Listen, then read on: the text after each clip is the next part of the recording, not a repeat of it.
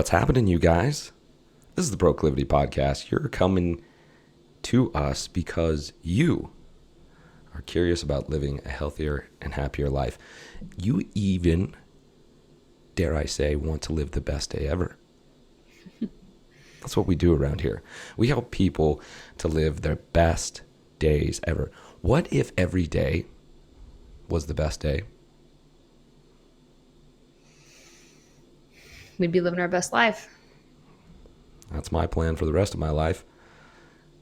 And we're also here to be able to talk to you about supplements. We've talked about supplements before, and we're coming back at it. Why? Because a lot of people get confused about supplements. There's a lot of money in supplements. I think like 160 billion is what they're projecting by 2028. Oof. Looking for that shortcut. Looking for that shortcut to be able to get to those supplements. So we're going to be talking all things supplements today, and specifically the supplements that you are not taking that you should be taking. So we're going to do two-part here. We're going to talk about the supplements you most likely are taking and how to upgrade those things because they most likely need an upgrading. And then talk about the 3 supplements you most likely are not taking that are going to make a huge difference for you. And then we're going to cap it off with talking about how you can fill your micronutrient cup without supplements. So we're going all different angles here. We're not here to sell you anything other than best day ever. Before we get into the best day ever, Emily and I went on a run this morning. And before we go on our runs, Emily came into my office. Our offices are literally just 2 doors down. She started talking to me for 2 seconds and then said, I gotta pee. And then she was gone. And then she came back. And then I asked her, hey, how often are you on the phone with somebody? Because she was on the phone with her mom. How often do you pee when you're on the phone with somebody? Hey, Emily, how often do you pee when you're on the phone with somebody? I think there's only been one person ever, and that's with my sister. We're sisters, so but not often. And Joel, you? And that's where I came in. I was like, well, whether you know it or not, I've peed on the phone multiple times with you. See, there's this little mute button, right? And if you time it just right, you ask a question. You're like, hey, will you tell me about this? And then mute right when you got to pee. And then you pee. Strategic. Oh, it's strategic. It's very strategic. So, you know what? It was a great laugh.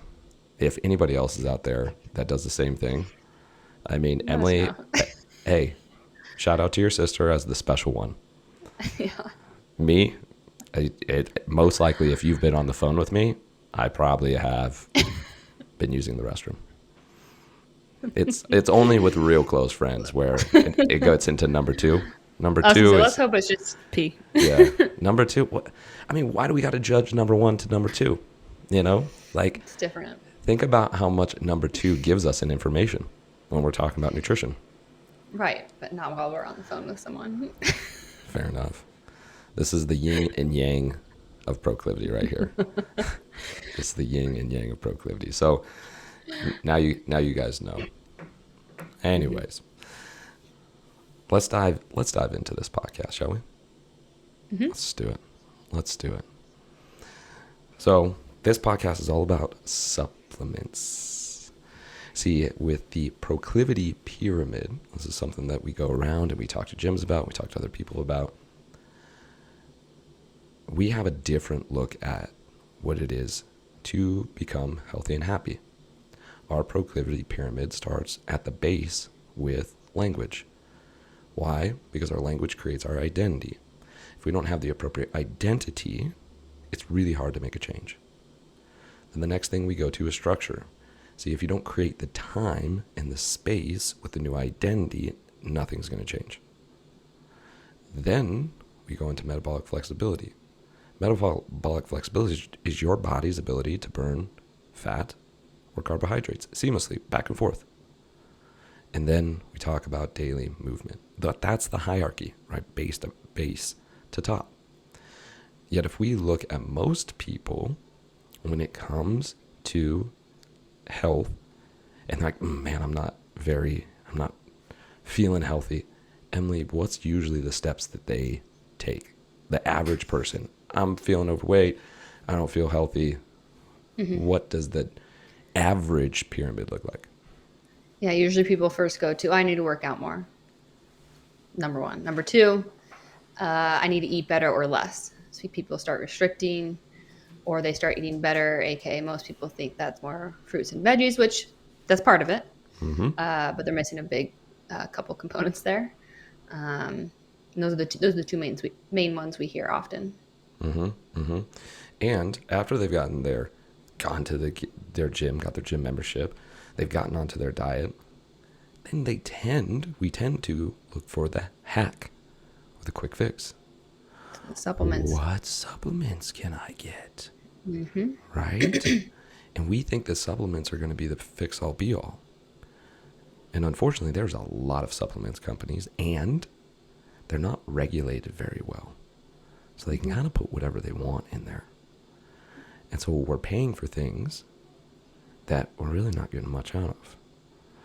So if this rings a bell to you, we're going to talk about supplements today. We're not going to get into the Proclivity pyramid and so on and so forth. We have an episode talking about the Proclivity pyramid of health. Check that out. Today, we're going to dive into the supplements you are taking and the ones that you aren't taking that you should be taking. So before we get started, let's go, as we always do, to the base.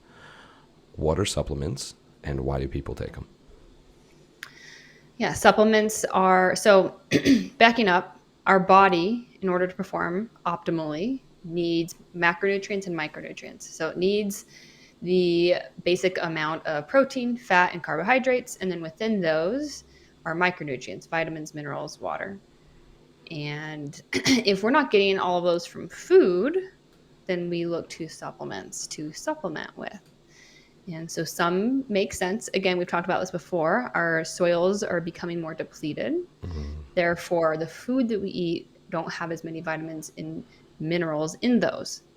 We also may have certain stressors on a bio-individual level. We might have certain genetic disorders. We might, all these different factors that come into play. Maybe, eating certain foods hurt our stomach. So these things come into play and therefore increase our need for certain supplements. And to that point, with the different specific needs, stressor needs, genetic, what you're talking about is that our micronutrient cup can dwindle quicker if we're more stressed out or we have a genetic condition. For sure. Yeah. So for the genetic condition, that one's straightforward. Either our body's not able to synthesize or produce it on its own. Gotcha. Or certain types. And then, so it's like folic acid, for example. We were just talking about this. Right. 40% of the population has a genetic mutation that they can't absorb folic acid. So if you're taking that as a supplement, then it's likely to circulate in your body and starting to build up in not good ways. And so we want to look for folate, for example.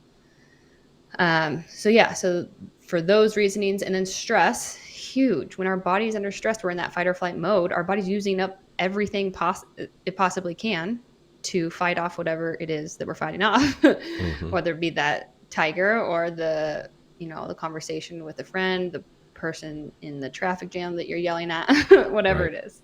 Right. Yeah, our body uses up all those things much faster. And when we're out of those micronutrients, what type of symptoms do we start feeling? Yeah, lack of energy, cravings, poor sleep. Those are the top hitters. Weight gain. Oh, weird. All our hard chargers out there, our moms and dads that we talk to, do you ever feel like you're lacking energy? Do you ever feel like you might have a headache? Do you ever feel like you're not sleeping at night? You're smoking yourself out. You don't have the appropriate micronutrients. And we most likely, 99% of the time, don't have the appropriate identity to make the change. Hey, come see us at proclivity.co. Moving on. We now know the importance of micronutrients and that we should be having some supplementation, most likely, and we'll get to it at the end about talking about what you can do to increase your micronutrient cup without supplements. But let's talk about the supplements that people are taking that most likely they're pointed in the right direction, but it might not be the appropriate company or the amount or so on and so forth. So let's talk about the top 3 supplements people are taking. Most likely are going to be in most people's cabinet, yet might need some rearranging or adjusting. Right. So we do supplement consultations with all my clients. I'm always looking at what they're taking. So most commonly what I hear is a vitamin D. Great. Most people are deficient in vitamin D if you haven't listened to that podcast. Yes. Next would be a multivitamin. It's very common. People want to make sure they're getting all their foundations, right? And then I would say top 4 because I hear vitamin C and then a fish oil a lot. And going back to the vitamin D, how we can adjust that is we want to make sure we're getting vitamin K2 paired with that, because vitamin D is synergistic with K2 and calcium. And so a lot of the times we hear about people having bone issues. It's most likely because you're not getting that D and K2. It's not just that we need more calcium. It's not that we just need more calcium. We need the vitamin D3 plus K2. So that's one way to boost your vitamin D. And look for the K2 in an animal form. So we often get K1 in lots of vegetables and fruits, plant matter, and we tend to not get enough from the animal sources. So make sure to take a look at the ingredient label for where that K2 is coming from. In terms of the multivitamin. Wait, and before we move on. So somebody has a vitamin D, they're taking a look at it. There is no K2. We are suggesting that they get a vitamin D with K2, correct? Yes. How much vitamin D should they be taking? Dependent. We know that everybody's a little different. Yet, what should they be taking when it comes to vitamin D? Yeah, you want to get your levels tested for sure, because it's more rare to overdo it, yet there are some cases. So you want to check to see if you're high or low. Most people, a maintenance level is anywhere from 2,500 to 5,000 units a day. That's usually the maintenance level for the majority of people. There's some people who are very low and need upwards of 10, even 20,000 for a period of time until they get their levels back up. There are some people who have a specific origin where their skin, they have a lot of vitamin D, whether it be their genetics or they're out in the sun a lot and maybe they don't need any at all, or they need 500 to 1,000 IUs a day. So that would be the average. So 2,500 to 5,000 for majority of people, but get your levels tested for sure. Got you. So if you have vitamin D right now, guys, first check if it has the K2 in it. If it doesn't have the K2, look for a K2. What do we suggest? Is there a certain company that we suggest when it comes to vitamin D K2? I like Seeking Health. It's my favorite. Gotcha. So Seeking Health has a vitamin D K2. I believe that one is it 5,000 milligram? 5,000 milligrams per serving. Getting somewhere between 25 and 5,000 milligrams, we're saying is a pretty safe bet. Yet you could need more or maybe less. It is something to be able to test. One of the easiest ways to test is, didn't we use Everlywell? Everlywell, yeah, there's a couple of companies out there now testing for vitamin D. So Everlywell is nice because they just do vitamin D if that's all you want. Or there's other companies like Insight Tracker and some others that do more of a well-rounded, like all the vitamins. So It depends what you want. But yep, fairly easy, or you can ask your doctor. Right, or you can ask your doctor. Cool. All right, so that's vitamin D. Next one, multivitamin. Yeah, so the trouble we find with what most people are taking is I always look to, like I mentioned before, to see if it's listed folic acid or folate. And then same goes for magnesium oxide or citrate versus the bisglycinate or glycinate or malate. Meaning the type matters because of bioavailability as well as what's the quality of it being used in your body. So for example, Magnesium citrate is very bioavailable, yet it tends to have a high laxative effect. So then we're going to be excreting a lot of stuff, including nutrients. So to me, and what studies show, it doesn't make any sense as that being the optimal form. So again, for magnesium, we want to be looking for either bisglycinate, might just say glycinate, or malate. They have similar functions. Hmm. They're mainly for muscle recovery, rest, calming your body down.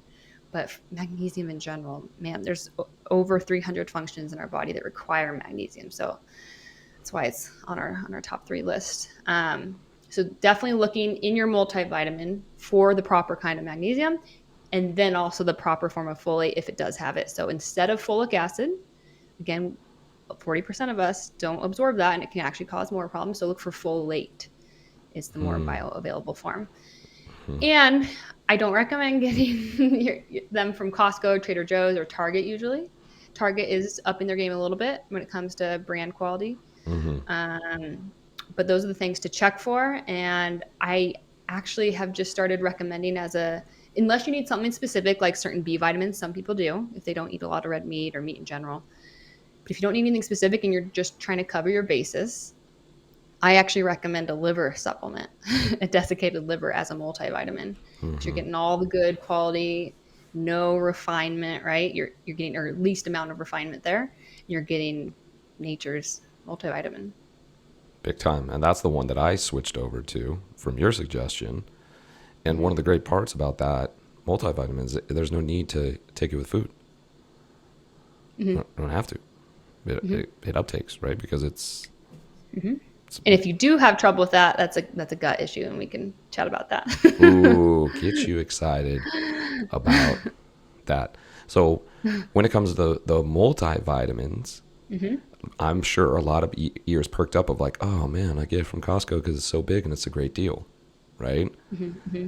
Yet it most likely has that folic acid, in which 40% of us do not, is not good for us. So we're looking for that folate. And then also the magnesium matters. Yeah. One more time, what is the magnesium we are looking for? It's going to say either bisglycinate or glycinate, or malate is another good form. There's a third one. We can chat about that in a little bit. That's more specific for people who get headaches or migraines. Got you. And what about the chewies? People, right? We got so many people out there that are like, oh my gosh, I'm looking towards my gummies so much. And why are they looking forward to their gummies? They're a treat. That's candy. Candy, it's sugar. So should people be taking the chewies? Should they not be taking the chewies? They're meant for children because children can't swallow pills at a young age. So that's. But they have adult chewies. They literally have adult chewies. Yeah, it's marketing in its purest form. So the reason why I don't recommend them is I have yet to find a gummy that I can honestly recommend as being nutrient dense.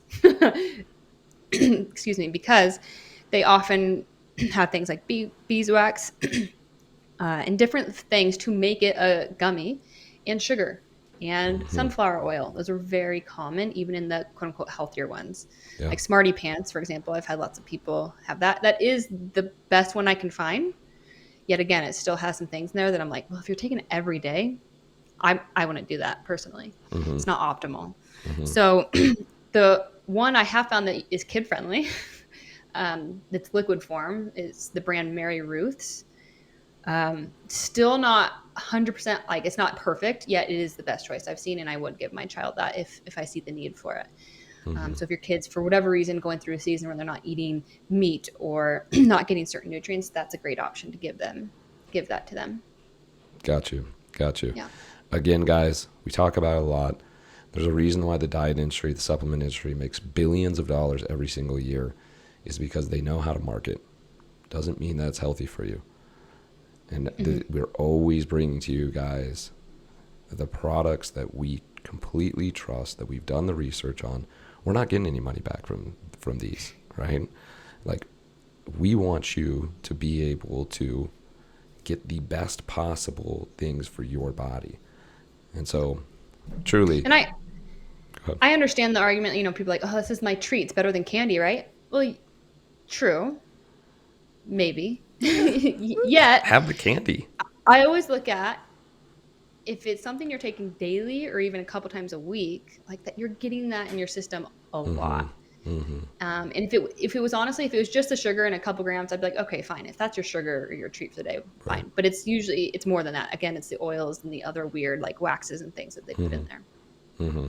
Yeah, Yeah. exactly. Well, because they can't get that. Well, they can, but getting those gummies pressed, they need some type of oil to be able so it doesn't stick. So what's a cheap oil? Well, sunflower oil, Some, right? Canola yeah, oil, canola. right? Yeah. They're not gonna be like, well, why would we use olive oil to get the thing unpressed? But that oil is gonna seep into those gummy multivitamins, and that's inflammatory. So if you guys don't know about the inflammatories, we got a podcast on that too. Got a podcast on all the things. Okay, so that's a multivitamin. So what are some multivitamins that we suggest? So again, liver. The two brands I like are Ancestral. Well, three. Oh man. Oh, And I know Ancestral Health, Paleo Valley, and then Heart and Soil. Those are all top notch liver. And they also have organs, different combinations for your needs. And then Mary Ruth's for children or someone who doesn't want to take a pill. gotcha. Yeah. Heart and Soil is the one that I use, and I've been really happy with it. Check it out, guys. Use Proclivity. No, I'm just kidding. We don't have. We don't have to go. I'm just kidding. Just kidding. Just go get it. It's great. Okay. So we got vitamin B. We got multi fish oil, right? Yeah. Fish oil. This is an interesting one. Tell us about that. Most people are most likely getting their fish oil from Costco, Target, Walmart, Walgreens. Yeah. And most of those, again, you're paying for what you get. And you're likely with those causing more inflammation than not because the way they produce them is highly refined, meaning lots of heat, refinement. And with oil like that, it loses its structure and integrity when you do that. So we want to make sure that our fish oil is top notch. So it's in the correct form when we're taking it in. And so we want to make sure that the company we're getting it from is either third party tested, it's cold pressed, as many things we can do to ensure that it's not highly refined or poor quality, the better. And so my favorite brand is Rosita cod liver oil. It's just one of the most trusted brands when it comes to omega-3s. Metagenics is another one I've used. Yet me personally, I got those fish burps, and that's a sign that it's not being digested properly, whether it be your own digestion or the quality of the actual product. So yeah, those are my recommendations there. I would not get the ones that just been sitting on pallets and warehouses. That heat makes a difference. It makes a huge difference. And you had a really good point there, which is if you have the fish burps, right? A lot of people are like, oh my gosh, it's so gross, right? I'm burping up. When I switched over to the cod liver, no fish burps, unless I'm having poor digestion. I literally recognize. I'm like, nothing, good. And I'm kind of like, I'm feeling bloated, right? Because I was, running around and eating and snacking a bunch. I'm like, oh, I should take my, cod liver oil. And then I put it down and then I'm like burping up the cod liver oil. And I'm like, wow, that's a perfect sign that I didn't practice my digestive habits. Exactly. Yeah. See, guys, when you tune into your body, it will tell you the truth. Okay. Yes, there is a biological side of putting the right, appropriate things into your body. Yet, I ate all the right things. It wasn't like I was eating gluten and this and that on the day I had the fish burps. It was my digestive habits. I was all worked up and tense and releasing cortisol and running around and snacking. Probably sitting in your stomach for a long time. Yeah. And it was causing my pH level was all off. And so, of course, my pH level's off and I'm throwing in some fish oil. Ugh. Cool. Yeah. So, when it comes to fish oil, choose wisely. Choose wisely. Because if it's sitting there out on a pallet in the sun, that is going to destroy. No, you actually said it could make it inflammatory instead of inflammatory. Exactly. Yeah. The whole point is to get in those omega-3s, the EPA and DHA, and the point is to be pro or anti-inflammatory. But when they become rancid, they're inflammatory. So it's making things worse at that point. Pay attention, folks. It's the little things. It's the little things that matter. And then last, yet not least, is vitamin C. Yeah, we get that a lot, and it makes sense. It's known to help with your immunity. Mhm. Yeah, if you're eating, fruits and vegetables, you're likely getting a good amount. So to me, I would actually prioritize other things for immunity, like we've talked about before, like zinc, that vitamin D, of course, and then making sure you're getting those foods, and if not, then a vitamin C. But again, I look to whole food sources, even in a supplemental form of vitamin C. Mm-hmm. So Paleo Valley is my favorite vitamin C because it uses tart cherry, it uses all food sources at high potencies, or a liposomal vitamin C is more absorbable than your just typical vitamin C that you'll find in most vitamins. There it is. So these are the top 3 supplements that you are taking. Yet, if we touched on anything, you're like, oh crap, that is where I'm getting that. Oh, I don't have the K2. Oh, yeah, my multivitamin isn't a all natural source, or my vitamin C is an all natural source, or my fish oil's been sitting out rancid. Let us Oh know. yeah, put it in your fridge. Yeah, let us know. You can always do a consultation with Mhm. Emily where we just go over your current supplementation and we go, cool, let's take a look at this, do this, just this. Let us know. You can go to proclivity.co, or you can reach out to Emily at proclivity.co to be able to set that up. She'll send you a link to her calendar. You'll be able to set it up. We've done it with tons and tons of people. It's a free service that we give. It really, really helps out. Okay, so we've covered the top 3 that people are taking. Now let's get to it. Here are the top 3 supplements, you guys, that you most likely are not taking and are going to have the biggest impact if you're not taking them. So let's start off with number 1. Let's get into it. Yeah. So the magnesium. So yes, you might be taking magnesium, but check what type it is. So what we recommend again, if you're taking it as a daily backup system, you just want to make sure you're getting enough magnesium. Maybe it helps with a lot of females. It helps with PMS symptoms, the cramps, headaches, cravings of chocolate specifically, those kinds of things. The recovery, calming your brain and body at nighttime. I know a lot of people who take that calm magnesium. That's magnesium. It used to be citrate, and they just changed it to a whole different one. Yet we recommend bisglycinate or glycinate. That's the most common one I recommend if you're, again, trying to cover your bases, helping for sleep, muscle recovery, those kinds of things. Malate, I also take, that's the one that's an Element, our electrolyte brand that we recommend. That's really good for cellular energy. So some athletic performance. So during the day. Then L-threonate is the one that I recommend for people who do have migraines or intense headaches. It's the only magnesium that crosses the blood-brain barrier, so it can be really powerful for those headaches. So those are the ones to look out for. And so ideally, I'm a normal guy, exercise daily. Mm-hmm. When should I be taking magnesium, and what magnesium should I be taking? Should I be taking different magnesiums at different times of the day? There are for the majority of people, I recommend taking magnesium glycinate at night. It can help calm your body and brain. Some people don't feel that. Some people do. I recommend taking it at night, anywhere from 100 to 400 milligrams, depending on who you are. For females, a little bit on that higher end if it's the week before your period. For guys, if it's just daily, anywhere from 2 to 400. If you're a bigger person, 3 or 400 on that higher end. If you're not a bigger person, that 200 mark is usually the daily amount.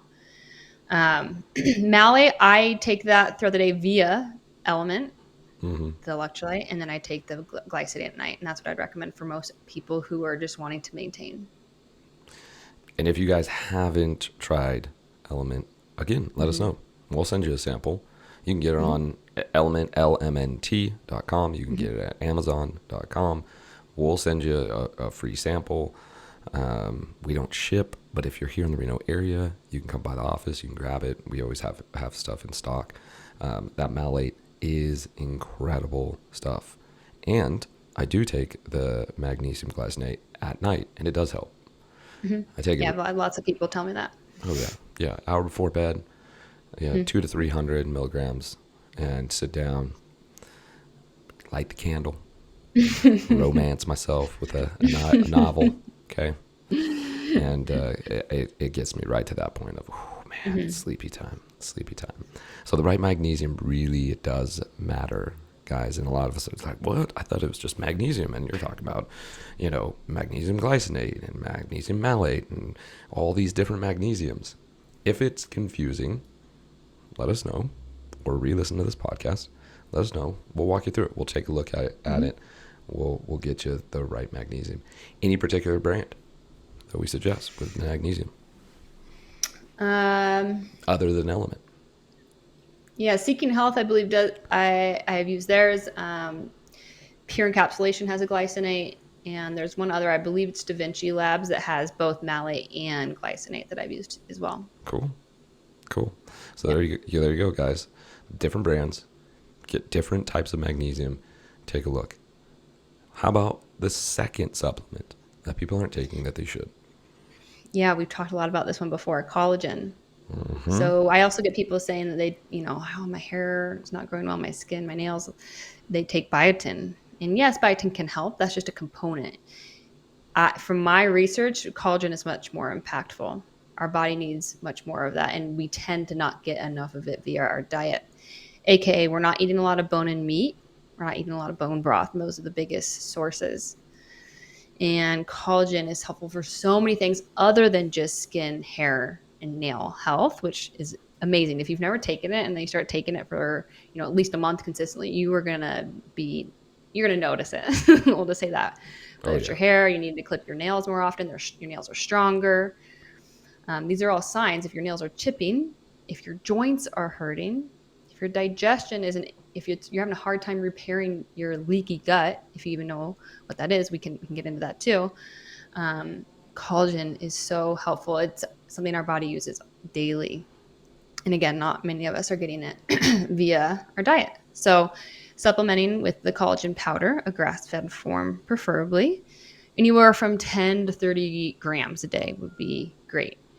Anything is better than nothing. And again, if you can't get it through like the things I mentioned, bone broth, which I cook with a lot, you can use in so many more things than you imagine, even including smoothies.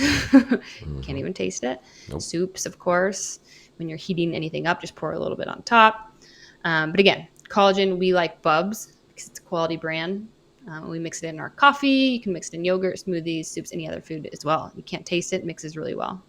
Mixed super well. That's one of the things I love about Bubs is that their MCT oil mixes really well. Their collagen mixes it really well.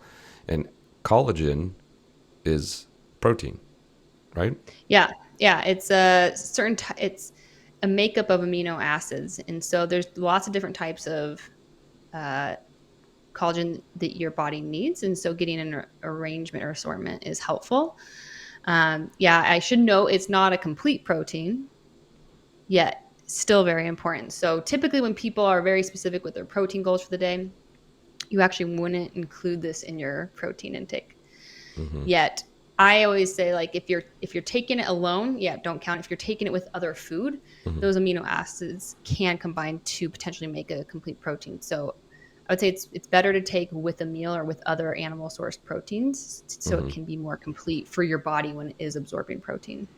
Like eggs, chicken, red meat, exactly. that will bind. And so if you're taking collagen and it says, 18 grams of protein, but you're not taking it with any other amino acids, it might not be a complete. Exactly. Gotcha. Not as efficient for your body to uptake. Yeah. Gotcha. So something to think about, guys, with collagen. Collagen, when I started taking collagen, like my nails, I love clipping my nails now. They don't chip, they don't crack. I mean, it's like, man, this stuff works. And that's always a great feeling because we start producing less and less collagen the older that we get. So if you're in your 30s or older, you should be taking collagen. right? Yeah. And I should say, we've mentioned this too, but vitamin C helps the uptake of collagen, or your body's ability to actually use it. So pairing that, you can pair that with the vitamin C, or just ensure that you're eating vitamin C rich foods on the daily. And yeah, if you want to be real optimal with it, is pairing it at the same time. So, Boom. Take your yep. collagen with a slab of red meat and sprinkle a little bit of vitamin C powder on top. or some veggies, Oh, okay. All right. You could fruit or have veggies. you could have bell peppers. Okay. Perfect. Cool. So we got magnesium, collagen. What's the last supplement that people aren't taking that I they don't think we've should? talked about this at all. So I'm excited. Creatine. Ooh. Yeah, creatine is one of the most studied performance supplements with the most benefits. Um, it helps with so many things. So it's known for helping with enhanced athletic performance and building muscle in the Yeah. sports world. Of course. So that's what most people know it as. And it's amino acid. I should mention. It's it's mainly used for energy in your body, but lots of different sources. So I mean, I'll just list them out. So, of course, it is known mostly for building more muscle. So, when you're working out, your body's more efficient. It's having more power. So, then you build more muscle. It's also helpful for digestion. So, I actually recently found this out and I'm really excited about it. Because for some people, they struggle with healing their digestive tract. This could be a missing component. So, again, it helps. So, we've talked about stomach acid. We need stomach acid for optimal digestion. And what helps pump that stomach acid into our body, it uses creatine for its power. So, therefore, it helps with digestion. It also helps with absorbing nutrients. So, in your stomach, it has these little cells and fingers in there that help absorb nutrients. And in order for your body to recreate those and new ones, so every couple of days your body recreates new ones, it uses creatine for that. So again, you could be eating the perfect diet, but if you're not digesting well, if you don't have the proper amount of creatine that's making those cells, then you're not absorbing those. So super important.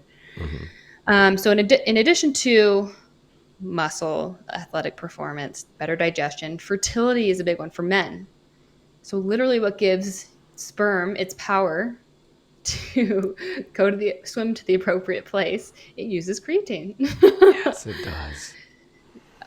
Women get a lot of pressure for infertility, yet it's half the female, half the male. And if you don't get it yourself tested, or if the male is not even paying attention, it could be as simple as getting enough creatine. So there's fertility, for your vision and skin. So it helps your brain process light and dark. It helps your skin with being more hydrated, and being quote unquote like waterproof. So it helps with that sealant on your skin. It also protects, this was a fun one that I also learned, with your hearing. So if you have hearing issues, or especially when you're getting older, it really helps protect against hearing loss. And then another one that creatine is really known for is your brain or cognitive function in general. Yes. So there are people, especially a lot of children, who are either born with it genetically or are missing a component to help your body create its own creatine. So our body is producing a couple grams a day on its own. Some people don't have that ability, for whatever genetic disorder. And it might show up in the form of autism or not being able to speak full sentences properly, those kinds of things, speech delay. And so we could simply experiment with taking creatine because it's very safe to experiment with. And it can really help with cognitive function in general. I believe, oh man, there's some, I actually don't know the percentage, but a lot of your brain power comes from using creatine. So, Wow. so many benefits.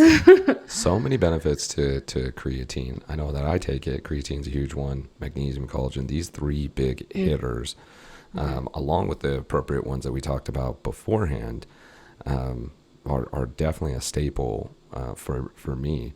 And when it comes to creatine, how much creatine should we be taking daily? So most studies show 3 to 5 grams. If you're male or on the taller, bigger side, 5 grams. If you're like a small female, 3 grams. That would make sense. But 5 grams shows to be the optimal amount. If you go higher, some people that can cause digestive distress. You don't want that. And you obviously don't want to be overtaking something that you don't need, right? So 5 grams, that's also that 3 to 5 gram mark is in 1 to 2 pounds of meat. So if you are like a major carnivore, or you eat a lot of meat in your day, especially either fish or red meat that has the highest amount of creatine in it, you may not need a supplement with it. But if you're not getting the 1 to 2 pounds, which for some people that's quite a bit, then definitely consider supplementing with creatine. And what's the type of creatine that we suggest? Yeah, micronized creatine monohydrate. That look for the monohydrate for sure. If you can, look for the Creapure. That's an extra bump in quality.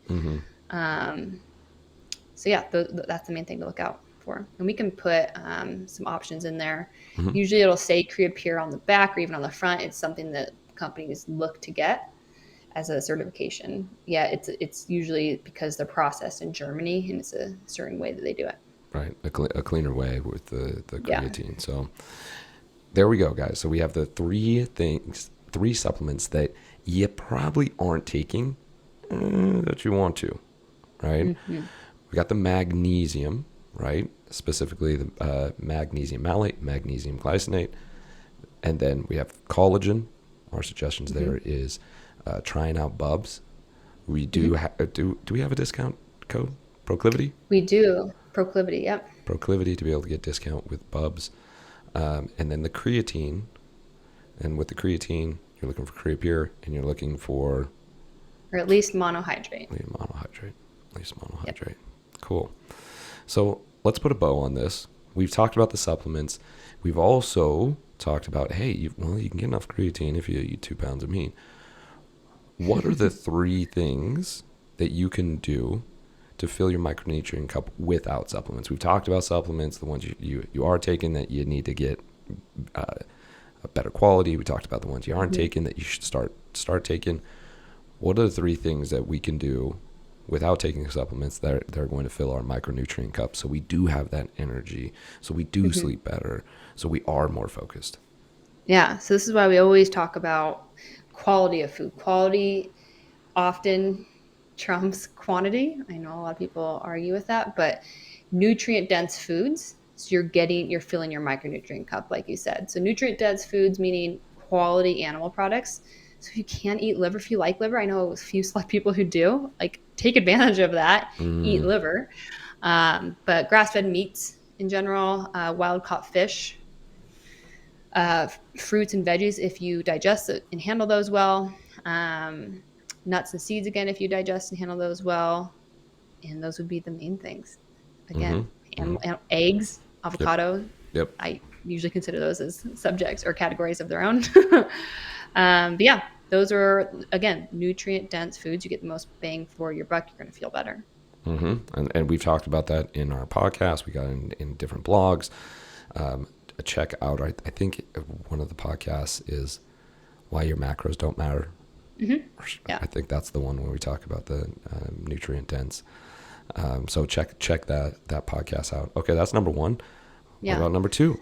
Number 2, sleep. We know lots of rest and recovery comes from sleep. Joel calls it the elixir of life. Elixir.